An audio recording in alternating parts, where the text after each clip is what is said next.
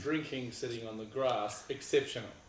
So best day of the year if you get those lawn seats and you and your mates are building a beer tower. Best thing ever. Sick, let's get in.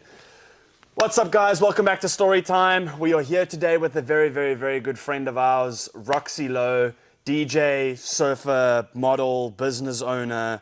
There's nothing that she hasn't taken on yet in life. Excited to see what she does next. We're going to have her and have a chat about everything. Roxy, thank you so much for coming in. Thanks for having me. I feel super honored to be here. Thank you. I hope I didn't miss any of the other stuff that you've done. Because No, you've done a didn't. lot Yeah. and you've been successful at all of it.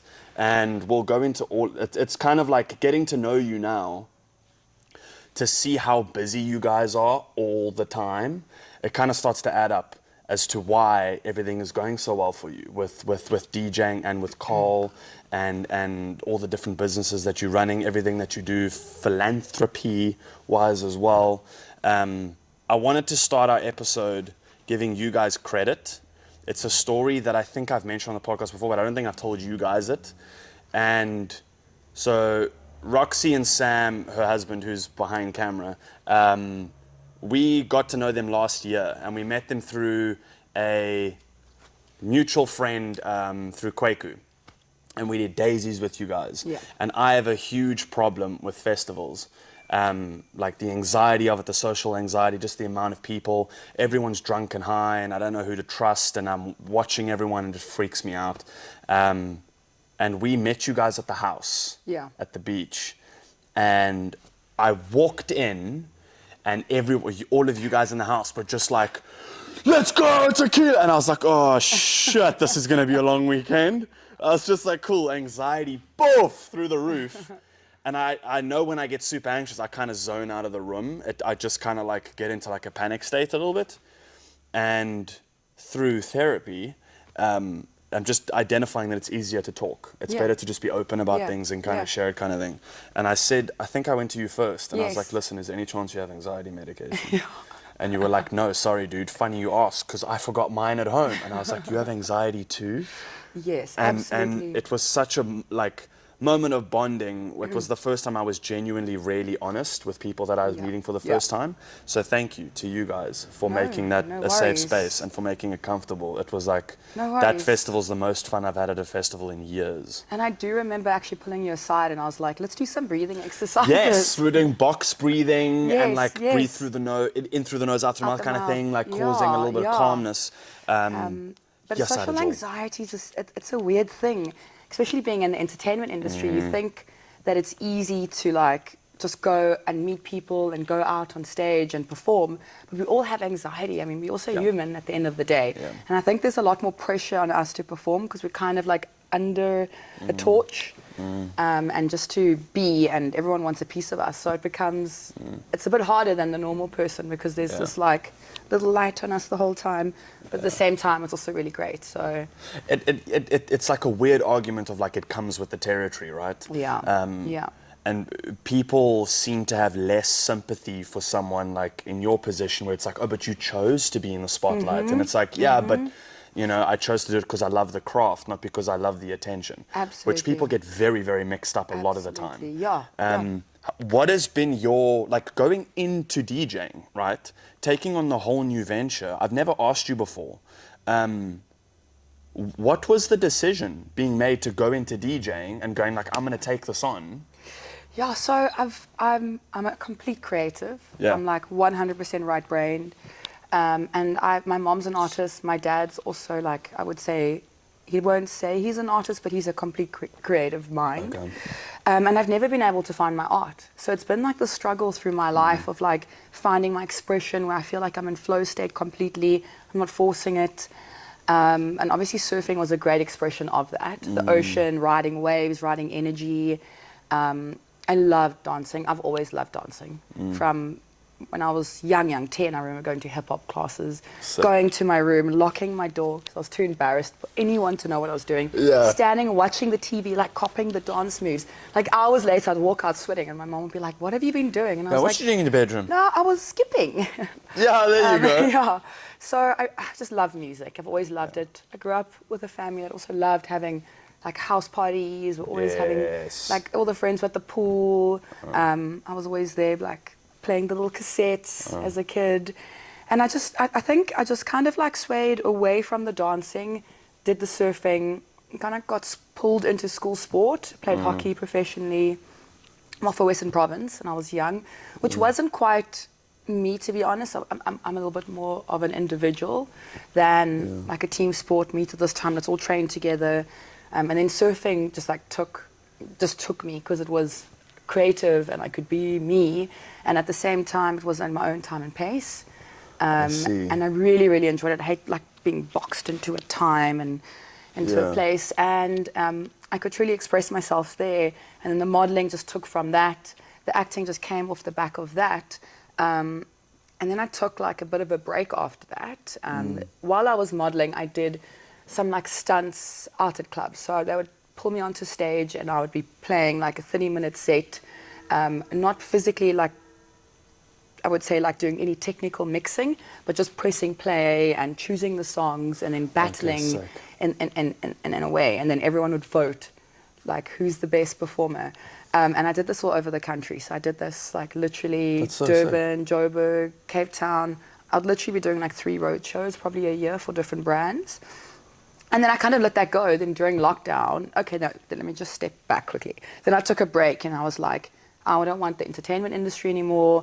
Who am I? I'm just lost in this maze of society making me into something just because the press starts shaping your story for you.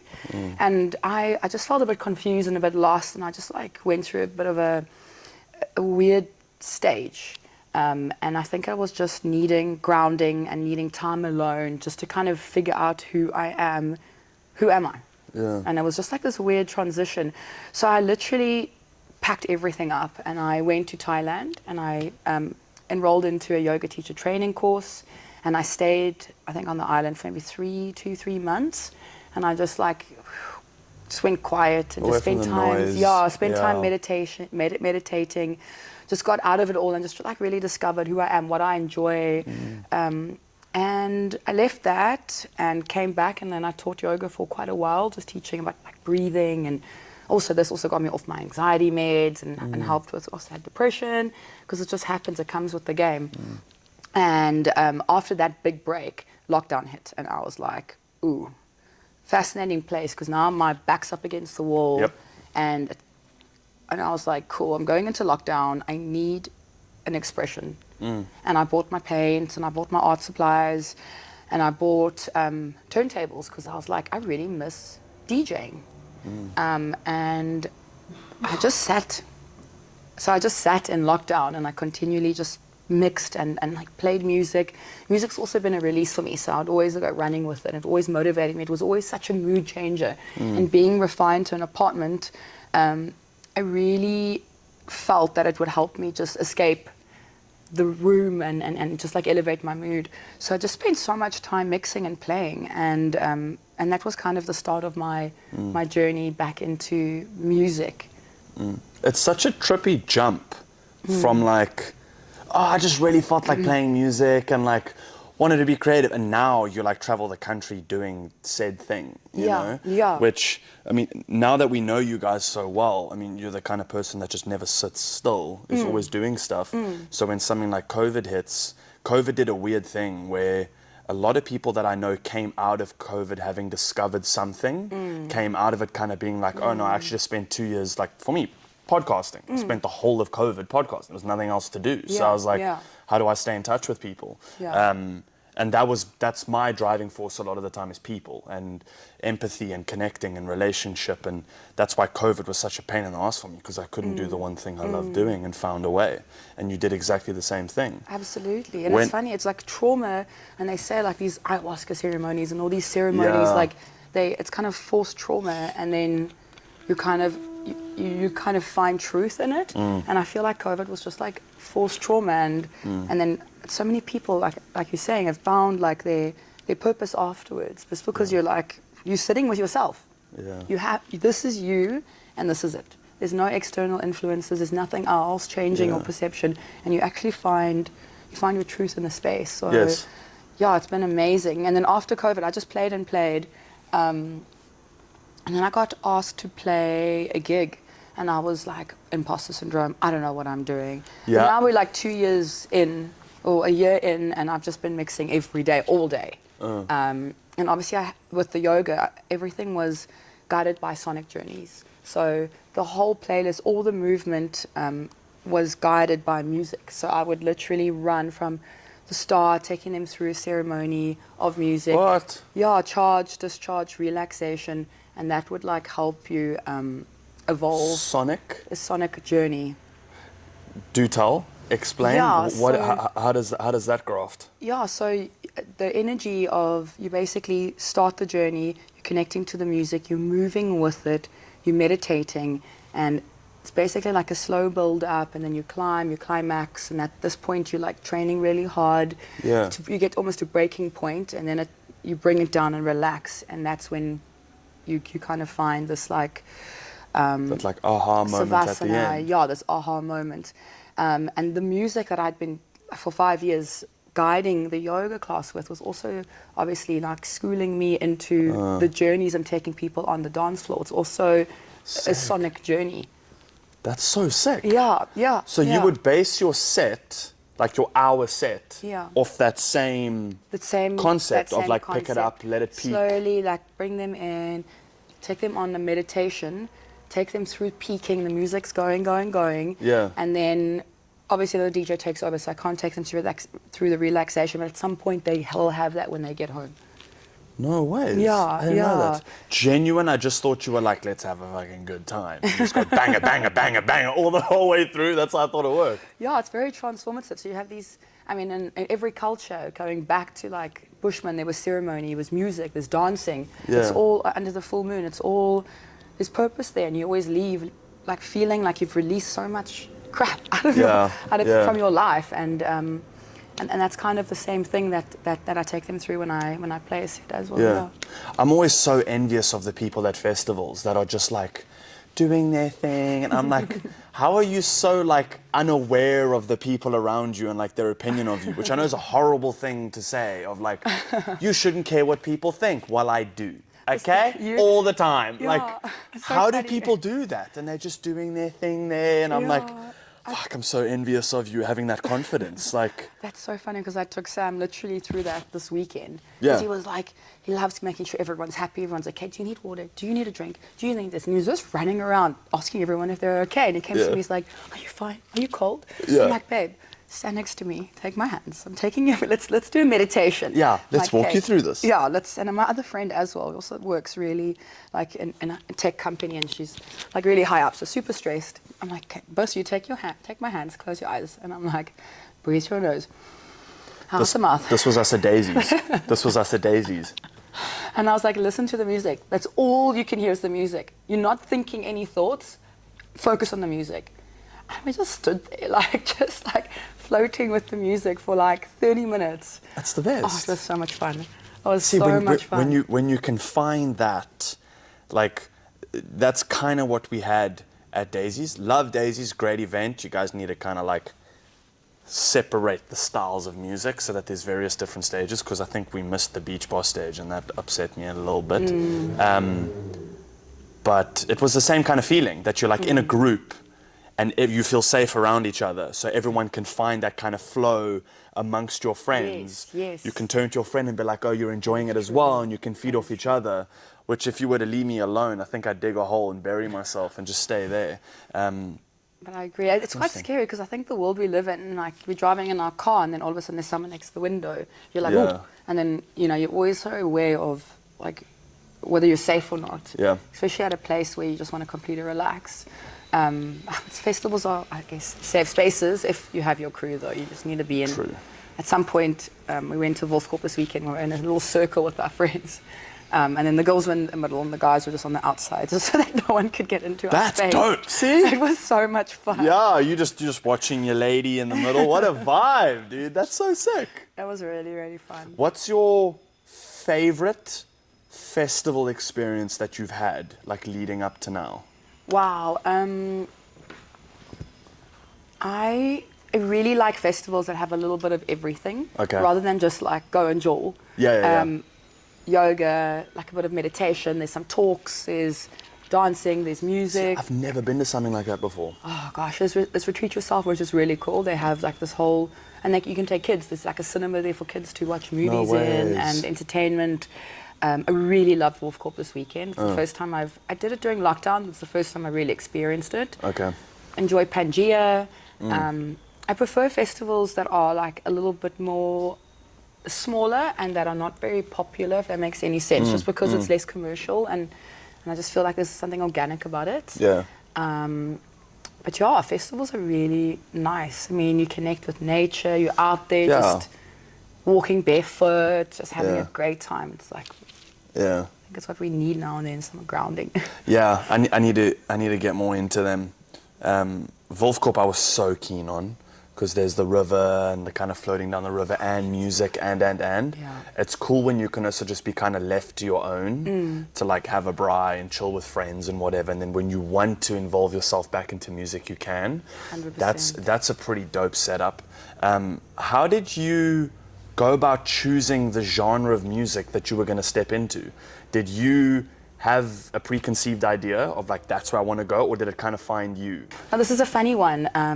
I am still, I would say, finding my exact genre. Not that there has to be a genre. I'm an open format DJ, so I play all styles of music.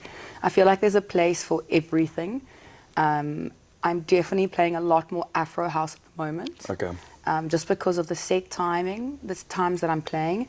But that's clever. yeah, so in the daytime, Afro house is really nice. It's got like the little drum beats, it's nice warming to kind of get the energy going.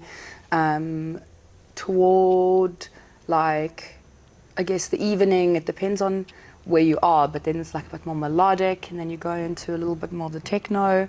I started in the clubs, it's like more tech house and commercial, but I mean, I've completely kind of just left that now. Okay. I started there just because that's what people wanted, and I ended up, you know, when you're on stage, which acting is very much the same, you're doing for the people. And the music, I've come to learn that it's better that I'd rather play an expression of my own style and teach them about new sounds and drum beats and take them on an experience, rather than just playing to the crowd, because anyone can just play a bunch of popular songs, and it's just not going to be as transformative on the journey, or like I was saying, the sonic journey that we take them on. So yeah, it's still evolving, I guess, as genres start like evolving and coming to be. Like I'm a piano now, is like new and hip. There will always be like an evolution from myself as well, just going with it. Kind of shift. I like that you mentioned time of day, because when we spoke with Max Hurrell, he said something quite similar as well, that like, and I've never really, again, these are things that I've never really thought of, because it's not my space, you know? That like, if you're performing from 5 to 6 in the evening, the vibe's very different to like midnight, you know? Yes. So the fact that you can be a DJ that can look at time of day and then shift your set to kind of match the timing is awesome. Because there's literally not a time that you can't play at. Absolutely. And we got to see you do that at H2O. And then from H2O straight to La Parada, which was an insane schedule, by the way. They need to work on their timing slightly better, but Sam's like racing, getting shit done. But your set at H2O was like a summery kind of like earlier in the day, and people were sending it on the dance floor. Yes, we're having a laugh. I don't know if people have that much energy in the boiling heat. And it was incredible, and you got to play the new song that you guys had been making, which was phenomenal. I don't know the name, I apologize.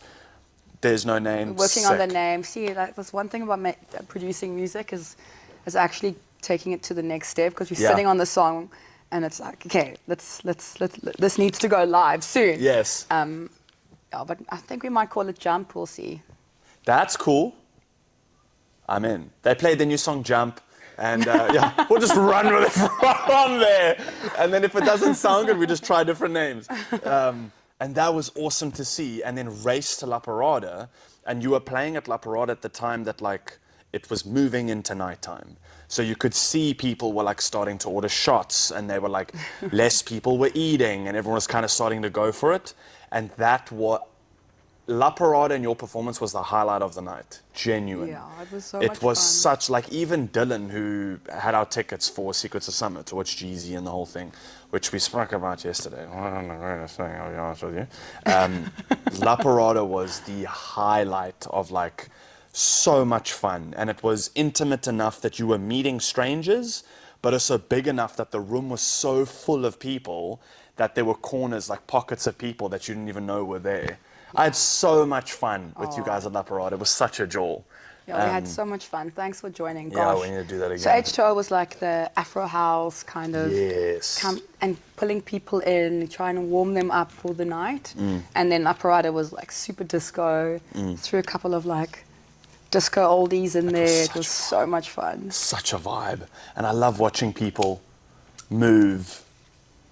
Sam's such a legend, by the way. Thanks for telling me to fix my hair. Appreciate it. Such a G. It's a huge can. I know, right? You're like, I didn't plan on having this much energy. Yeah. Might be, it's just like a system we have in our relationship. And waste half of it. Yeah. You get the leftovers, no matter what it is. You get the I leftovers. Get the leftovers. That's yeah. how I stay lean, babe, and mean. That's So- what you do. Is you only eat half your meal and you So give it to him. If I can bring more than what is required, Then you get more. That's killing my strategy. My strategy is to have half of everything and just give the rest to you so I can stay in my proportion. Yeah, there you go. You stay lean that way. How do you lean? My boyfriend eats everything. Or my husband eats everything. Give my him half partner my eats food. everything. There you go. It's fun when you like throw a curveball like relationships and you're like, oh. I like talking about your guys' relationship because your guys' relationship is fascinating because you guys work so beautifully together and there's not many relationships that you meet or see where that's possible. Like not many people get that right. Yeah. I think it's a lot about like learning to listen and then giving that person like trying things together. Like we've tried so many things. We know each other's strengths and weaknesses and then also like listening to each other and each other's needs and then working as a team that way. It's also dope because he gets to witness, which is also something that I really want to chat about because I think we've experienced similar feelings within anxiety or, you know, like you mentioned earlier, like imposter syndrome kind of thing.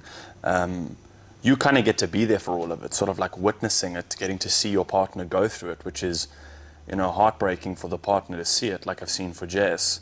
But at the same time, your brains are so ticking over and how can I help?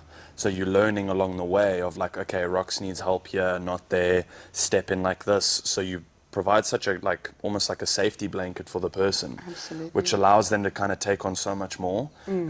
So whenever I step away to be on set, the first like 2-3 weeks, I'll be alone for it. Because that's usually the most stressful period. I'm like, I'm trying to find my feet. I don't know what my schedule is. I'm trying to find character, so I'm saying and doing weird things all the time and like just playing with it, spending a lot of time alone in a room kind of thing. And then Jess comes up and then I know where my, like where to kind of place my feet. Yeah. And then she can say, okay, listen, here or there, like watch for this, watch for that kind of thing. Like, you know, then it starts to feel safe again. 100%. It makes so much sense because you've obviously there's your personality, there's the character, and then there's Jess's needs as well. Yeah. And it's like it's a lot to take on. So it's like, hey, let me just focus on these two for now.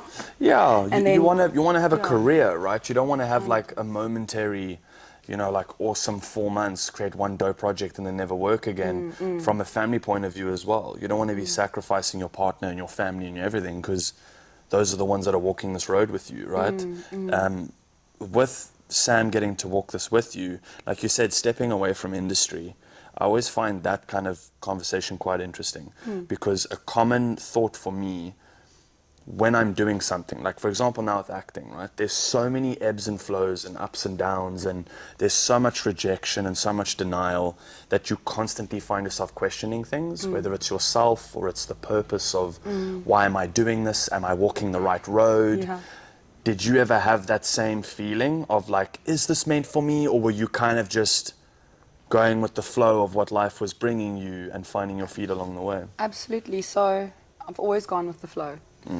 I've never been like, maybe in some way I've set goals and then like then just waited for, like I knew this is what I wanted, and then just like waited for signs to guide me there, and everything's kind of just been like that.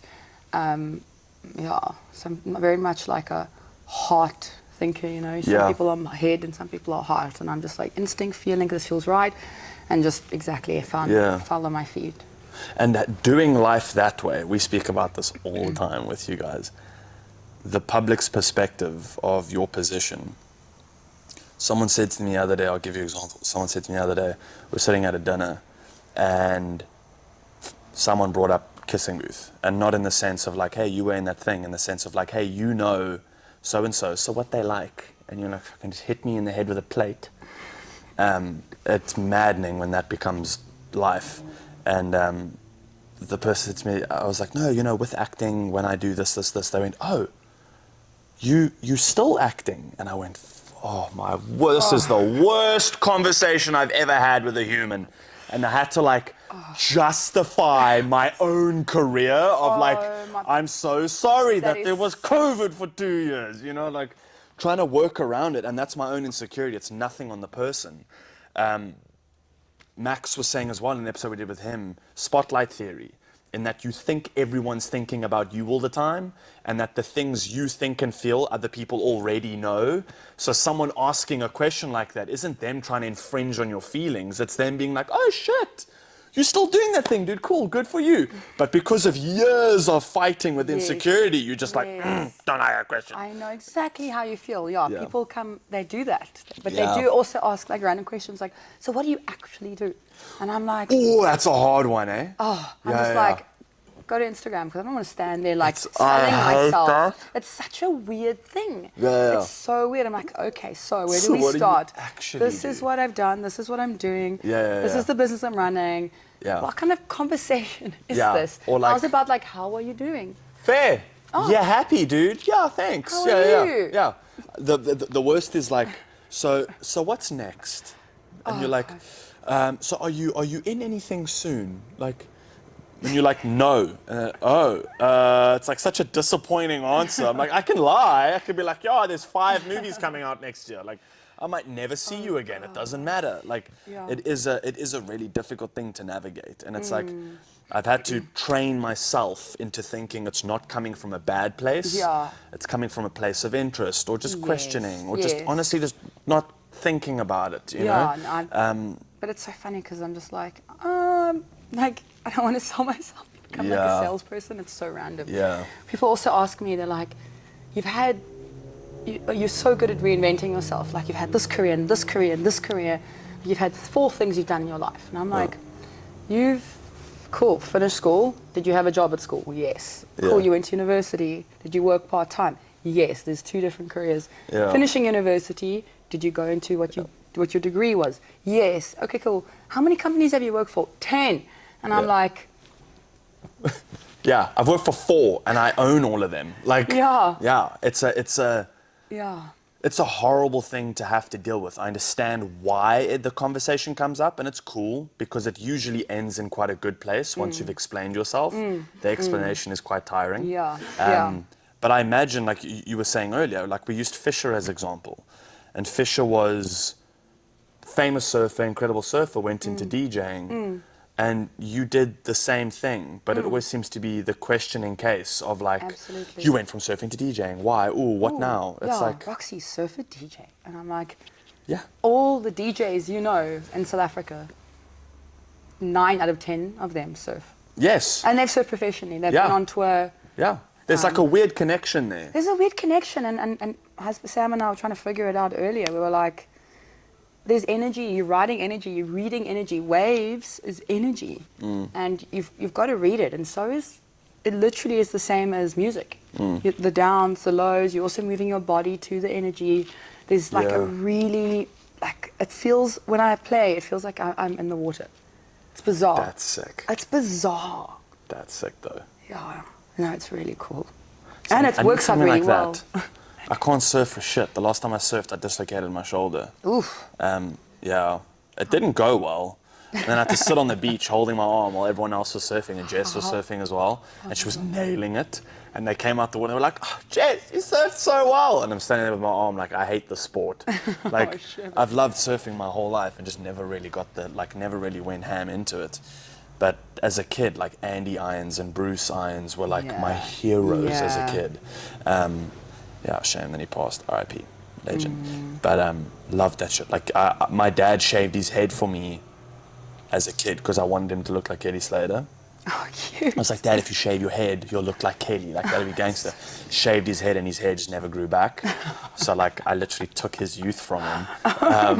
So that he could look like Kelly Slater. Yeah, he's like 10 times the size, like Jack Kelly, but it looks fire. Oh, that's the funniest thing ever. Yeah, sorry about that one, Dad. Your business, Kaal. Yeah. Going into fashion, how did that come about? So this is Kaal right now.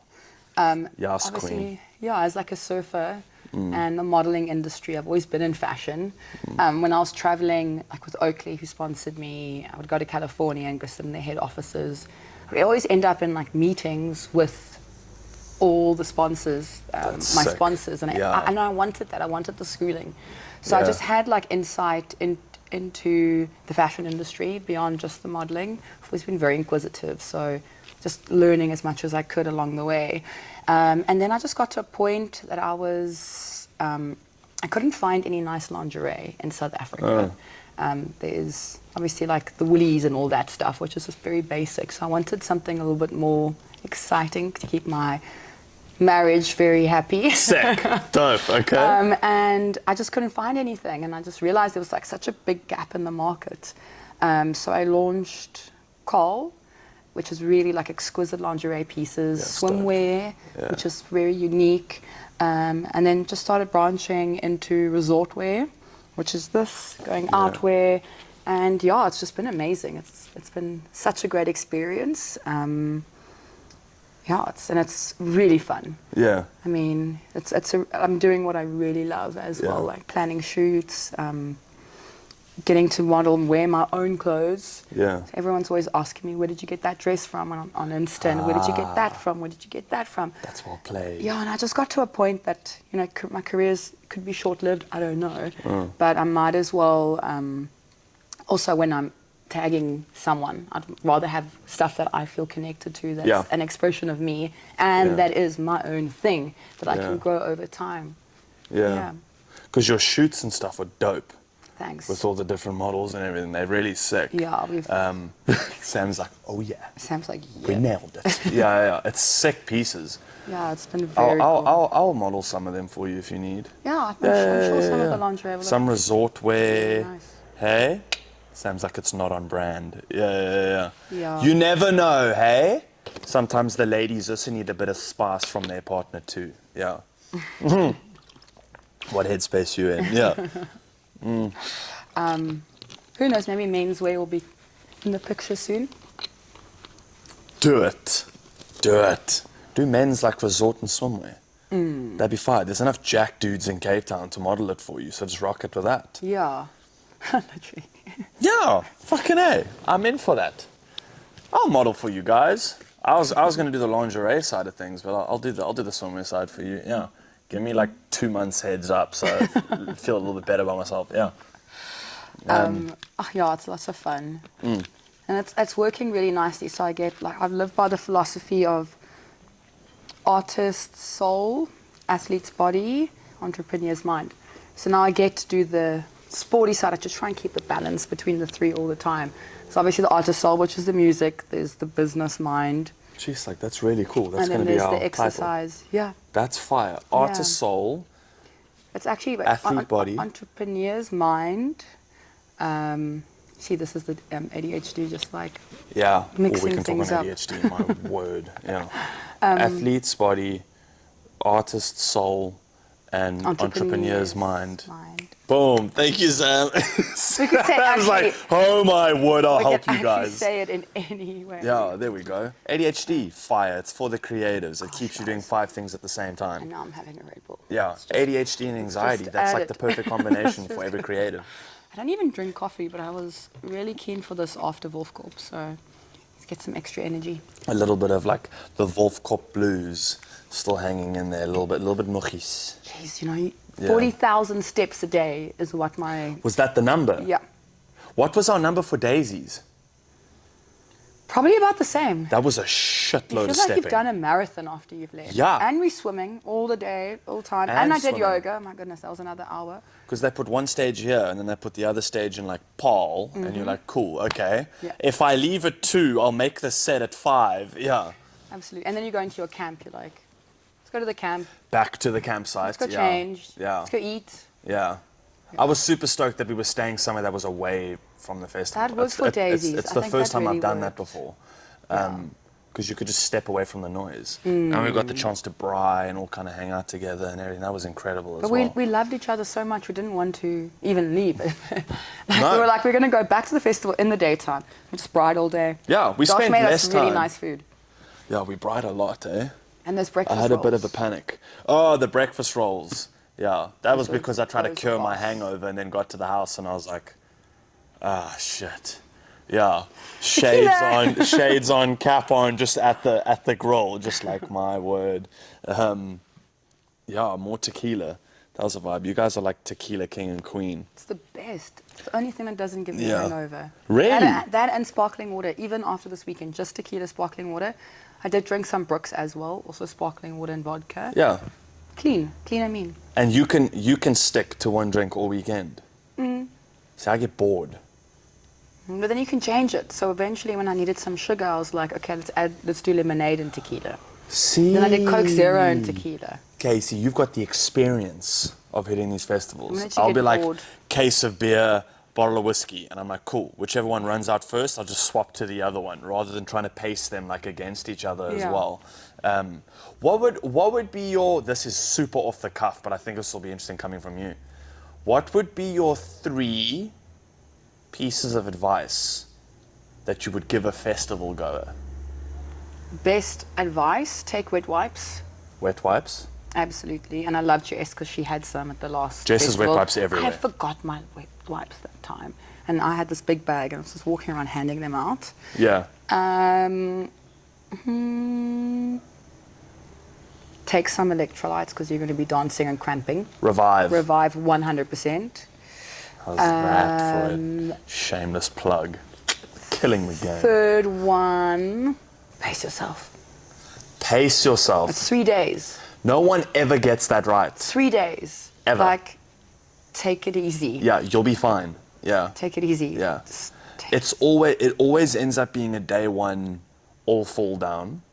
Day 2, do anything you can to survive and still have fun.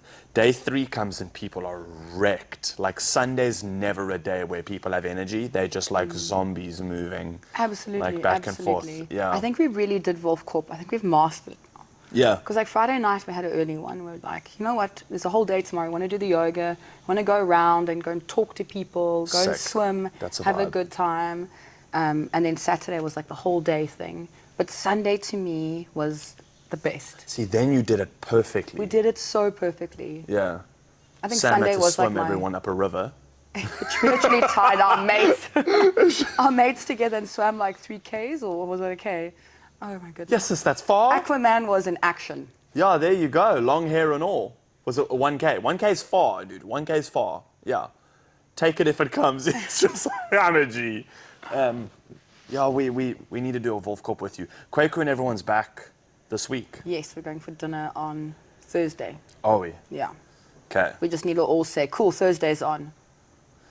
Thursday's on. There we Cool. go. Yeah. On the group. With the Someone told Kwaku on the group that Thursday's on. No way. Speak of the devil. Kwaku Mandela 7 minutes ago. Whoa, that's a synchronicity. How's your week going? What? Send him a photo of us. No bullshit. Let's do a little... Hey, let's send him a photo. Sam, you want to be in the photo? Yeah, I'd love to. Gotta get this Tim. Oh, I'm putting effort Ooh, in. the light's great. Yes. What a good human. Man, he's doing some good stuff, eh? He is, eh? Wow. What they're doing like for Africa is phenomenal. It's insane. It's crazy. They were the reason that Kendrick Lamar came to Africa. Yeah. That was Kwaku and all his homies that made that happen. Yeah. What a legend. What a G. So Thursday what a we'll have a legend. nice dinner. I'm super keen on that. Jake's the coolest human being ever. Is Jake back? Yeah, yeah. I think that they're coming back together. Oh gosh, Daisy's crew's reuniting on Thursday. We're back in. Hide the tequila. Is there anything? I have tequila here if you want, actually. Okay, let's have. I'll shoot a tequila with you if you guys will rock one. I don't know how long that's been sitting there for, though. I'll be honest. Perfect. It's going to be nice and fermented. Is Don Julio good stuff? That's the best. Really? Yeah, I think we should have some. Oh, fire! Go for it. You can you reach it there? So we're gonna make you like bend over couches here to get tequila. Is there anything in there? Yes, boys. Woo! That is a Tuesday. Oh, okay. It's vroeg as well, eh? I'm just trying to, I'm trying to be cool. Go for it. No, I'm okay. Okay, I was gonna say if you shoot, I'll shoot. Sam won't. Sam's broken. Do you know what the national animal of Scotland is? No bullshit. A unicorn. What? A unicorn is the national animal of Scotland. I saw a lot of unicorns this weekend. You must have seen a shitload of unicorns this weekend. Everyone there thought they were a unicorn at this fucking thing. And walnuts, how do you say that? A walnut? Shit, maybe I'm a unicorn. Why are we talking about animals? I don't know, but I'll tell you, walnut. It's the unicorn in the ocean. A walrus. Okay, I've got a question No. for you. Wall. Oh, that thing with the unicorn nose. That looks like a whale, and it's got this like unicorn Yes, nose. that thing. I know. Have you seen that? Narwhal. Narwhal. Check this thing. Dude, it's literally an animal with like, how badass is that thing? I mean, Josh, Hey? if you closest could thing to a be, unicorn we if got. you could be any, if you could be any animal, what animal would you be? I don't want to be people are like, I'd be a wolf. And you're like, no, you wouldn't, buddy. You'd be like a possum. I dig those meerkat oaks that are just like, they all just chill together. I dig those homies. funny. I think I'd be one of those. So funny. I think I'd be one of those. Oh my, that's What would you that's be? Cute. I'd be a dolphin, 100%. Dolphin, completely. Have you ever surfed a dolphin? Yes, lots. Yeah. Lots. Shit. My dad has. They're I never special. have. I've never even like been at the beach and people have been like, oh, dolphins. Oh, they're so cute. Yeah. So this weekend, everyone had their spirit animals and their lilos. So there were quite a few characters floating around. Was that the theme of Golf No, Club? I just think I don't know, this is what this is what I had in my head. I'm like, Yeah. that one's a unicorn, that one's a dragon, there's a devil. It was just, why would you buy a Sick. turtle True. Everyone kind lilo of chose if very you didn't specifically. feel that you were somehow connected to the turtle? I'd come with like a meerkat lilo. There you go. We should make lilos shaped like, when people have like animal rugs in their home, it's like, but it's, yeah, there's one of those. They should make lilos like that, so you can like, on a bear or like a zebra or something. Yeah. I'm not sure that will float. Yeah, The that'd be fun. No, we'll make a floatable version. Okay, we can just stick that. Oh, I can't imagine animal skin floating on the water. I also learned this morning, Tasmanian devils? You know that they are so inbred, like with each other, like your butt and your sissy, gooi kind of inbred, that if one of them have cancer can jump from one Tasmanian devil to another, like the flu jumps for us, like the common cold. Their DNA is so similar that they're literally exact replicas of each other, that cancer can literally pass through the air to each Tasmanian devil. So when they fight, they'll purposely try to scratch each That other is very so that they Australian. can pass like cancer cells over when they fight. Wow, that's very Australian. How the fuck do they know that their gene pool is so shallow that will work in a fight? That's a really good point you bring up. I don't know how they know that. How do they know anything? Planet Earth, the movie, we watched that recently. Phenomenal. Morgan Freeman, I mean, it's the only Yeah, thing it's I can dope. listen to. Yeah, I'm just yeah. like, oh, you're so soothing. I'm just going to sleep on this. Yeah, that's amazing. How do they know this stuff? How the hell do they know don't this know how stuff? they They're get that mating right. the mating patterns of some dinosaurs.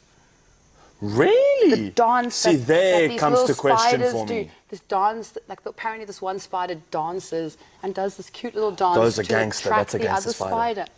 Really? Like a little show, and then the girl, if the girl doesn't like what he's doing, she'll eat him. That's aggressive, eh? High risk, high reward. There you go. I mean, is that a wild? How do we know this? That's insane. Those ones are still alive. It's the mating rituals of the dinosaurs that's confusing. Oh, I thought that's from the dinosaur years. No, that dude's living, breathing now.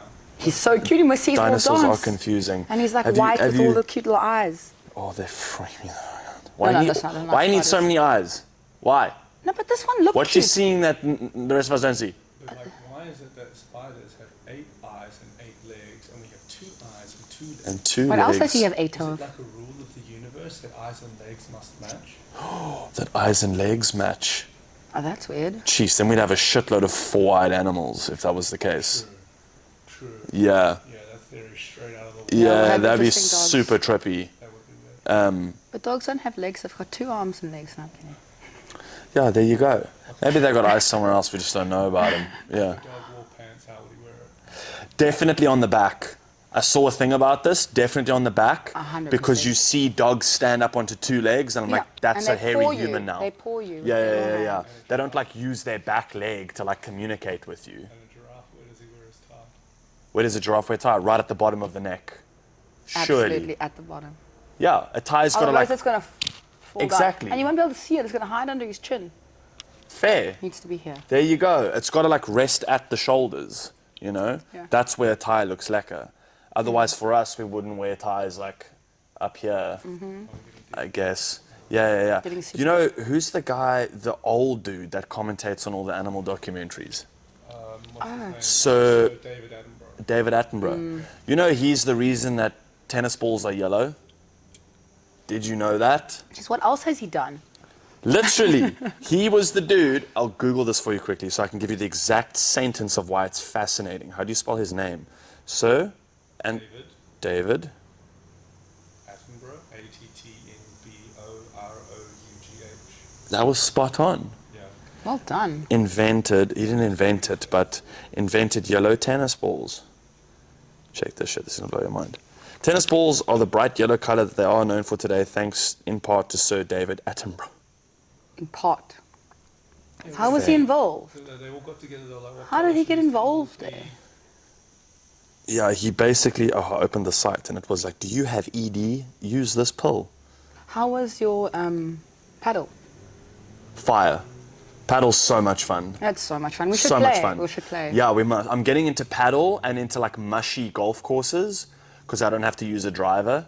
So it's just a lot of smoother fight. Like Yeah, messy, yeah. like hard, like I get it. Yeah, it's Like like nine- only 9 hole and everything's a par 2 or 3. Oh, okay, that's cool. Yeah. Like a pitch and putt kind of thing. There you go. It's Well, those fire. are cool. Yeah. Cool, I'm down for Yeah. that. I hate using drivers. I don't Also like hate the using driver. I always miss. It's the worst part. I hit like I'd 3 tee off with years. something else. Yeah. Never use a driver. The last Why? time we played a 9 hole, I literally teed off with an iron like 4 or 5 times and I was just like, screw it.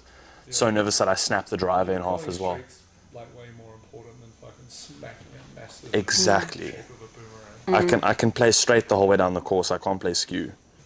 Yeah, he was employed. No, I want to hear you. He was employed by the BBC as a controller in 1967, tasked with transitioning the BBC Two broadcast from black and white to color.